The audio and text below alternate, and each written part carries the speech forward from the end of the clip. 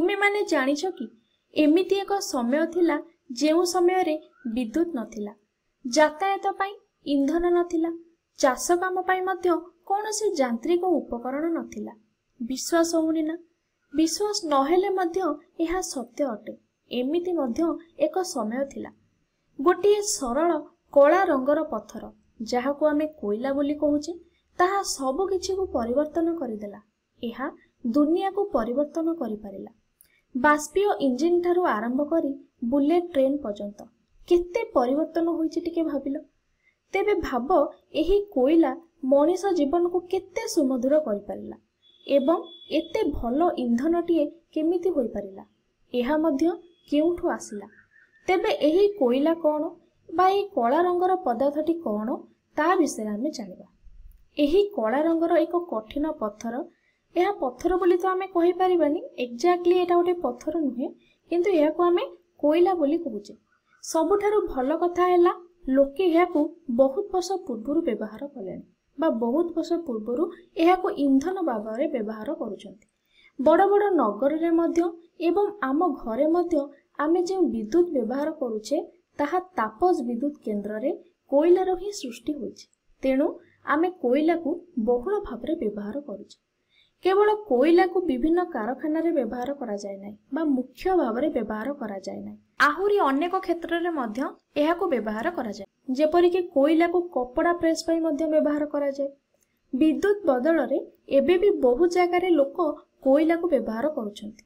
तेणु आमर दैनंदिन जीवन रे आमे बहुत मात्रा रे कोयला को व्यवहार करिथाउ।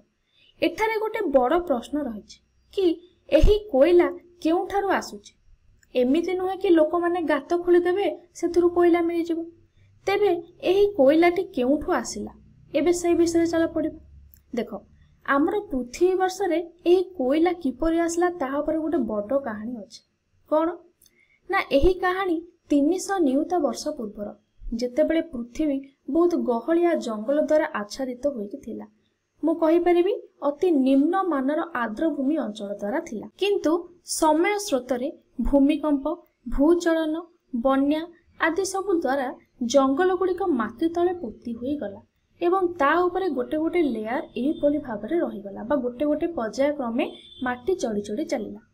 माटी तले चापी होई एही जंगल पूरा समाधि नहीं गला। उद्भिद गुड़िक सब चापी होई के बहुत दिन जाए रहिले बा बहुत उच्च चापरे माटी तले रहिले एवं माटी तले तापमात्रा मध्य वृद्धि पाइला। तापमात्रा बढ़िबा सहित चाप मध्य बढ़िला। यह रातिक भितरे होई गला नाही, कारण यह को हबा पई आमे कहिले कि नियुत नियुत वर्ष लागिछि एवं बहु वर्ष परे एटी कोन हैला ना मुक्त उद्भिदरु कोयला सृष्टि हैला एवं यह एक बहुत धीर प्रक्रिया बा बहुत वर्ष आकु लागि जाय था। नियुत नियुत वर्ष लागे याको सृष्टि करिया पई। ए जो कोयला सृष्टि हैला एही प्रक्रिया को कार्बोनाइजेशन बा अंगारी भवन बोली कहा जाय। तेणु यह को एक जीवाश्म इंधन भाବରେ आमे व्यवहार करूचे बा जीवाश्म इंधन बोली आमे कहिता। ताहले एइटी कोयलार कहानी सरी नाही। कोयला जळी मध्य बहुत सारा इंधन और शक्ति कारखाना मानको जोगाई थाए। एथिरु मध्य बहुत भलो भलो दरकारी सामग्री सब तैयारी होइथाय। जेपरि कि मु कहि परिबी कोक, कोलटार, कोल गैस इत्यादि। एही संपूर्ण प्रक्रिया कोयलार आंशिक पतन द्वारा होइथाय।